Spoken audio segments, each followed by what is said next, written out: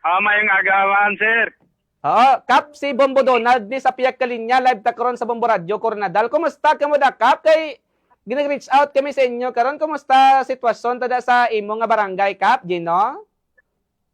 Ah, sa Subong okay lang man pero kagahapon atong natabo kagahapon sa isa ko ka sitio nga nabahaan kaga na tungod sa kakusog sang baha amo atong naagian ka baha atong mga panimalay nga lapit sa suba. Mm. Mm. Pero So amo ato gingkadtuan namon kagabi upod sa MDM officer kag sa kapulisan naton halin sa mobile kag diri sa Tibuli. So na-witnessan nila kagabi gingkadtuan gid namon sa personal kag gindulungan sa mga relief goods kagabi, food packs. And then dito na ibaluan nga wala man si may naanod nga balay, naagian lang sang baha. Kagang isa lang dito atong dapog lang sang isa ka balay. Wala sing may naanod nga balay kagabi. Klaro gina. Pero So Kap, sa go ahead, sir. Subong balik naman kami dito. Kay ang aton nga 3rd District Congressman kay hindi sa gusto nga pabayaan atong mga katawhan naton. So amo na nga balikan naman namon dito karon upod sa atong pinalangga nga congressman para actual nga makita niya ang sitwasyon sang sitio Lambila nga nasakupan sa barangay Disawok.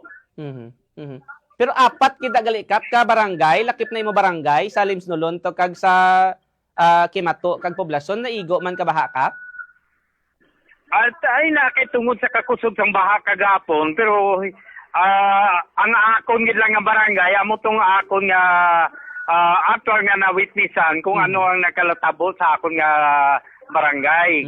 So amo naman lang to ang isa ko ka sitio. So ako na lang karon nga upod sa atong pinalangga nga mayor kag sa congressman nga karon nga kay pangitaan na namon sang lugar nga ma-relocate naton ang mga tao nga naapektuhan sang baha kagabi. Pila gani ka sitio da imo da, Kap, kag pila apektado nga sitio da karon? Pila ka sitio da imo barangay, sir? Pito ka sitio pero atong una nga duha ka sitio na-relocate na namon ato sang last year 2019 to 2020. Na-relocate na itong duha ka sitio. So amo naman lang ning isa ka sitio na naapektuhan kagapon ng baha. Okay. Pero pila ka pamilya da sa imo barangay ka apektado, Kap? Pila ka pamilya? Actually, kagabi, 14 ka panimalay ang naapektuhan kagabi. Pero wala sing may naanod nga balay, kagway man sing mga, amo naman lang na mga gamit nila, kay tungod nga ara sila sa ginaobrahan kagapon, amo pa atong wala atong mga gamit nila nga iban.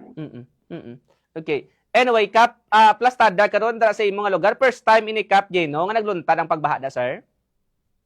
Ang sir? O first time dire o may masami gid ang maigo sang baha sa imong lugar? Kagapon amo gani sa sang last 2019 to 2020 amo naman lang tong duha ko ka sitio sang una. Pero okay na sila tubo kay na-relocate na. So at the same time ining isa kagapon nga pangitaan naman sa ma-relocate nga nga area naman para mapatilugan nila nga mangin safety naman sila.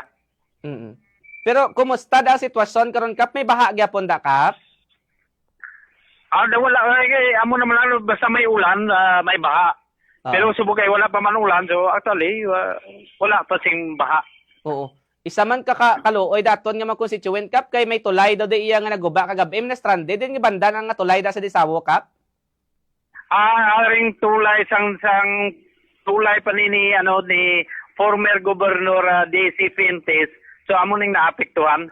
So sa Subong ginakawa na ihulagan na sa atong LGU para ma-obrahan na ning tulay. Oo. Pero pasabol na, Kap, o hindi gid, Kap? Ang tulay pasabol na magyan sang tawo Subong? Agyan sang tao kay may temporary kami nga ginano sa mga para lang makaagi ang motor kagang tao. Okay. Klaro gid Well, Kap. ang Pero ano man lang ni sir, wala man naapektuhan ang tulay nga concrete. Hiling sa concrete na lang lupa amo ang kuanan naapektuhan. klaro gid Kap. So anyway Kap, sa aton nga matag palamati subong panawagan mo in Tagalog Kap para mabatian man sa national government naton. Ano yung mapahayag mo diyan sa imong lugar? Kumusta ang sitwasyon ngayon at papasiguro ni Kap Jeno na ongoing pa rin yung pagbigay natin ng tulong sa constituent naton? Go ahead po, Kap Sawan, sir. So, ang masasabi ko lang sa umagang ito na yung ating LGU pinangunahan ng ating butihing mayor na hindi siya nagpabaya. At lalong-lalo na sa 3rd District congressman natin ngayon na hindi siya nagpabaya para sa pagsuporta sa mga nasalanta ng baha kahapon. So sa ngayon kami po ay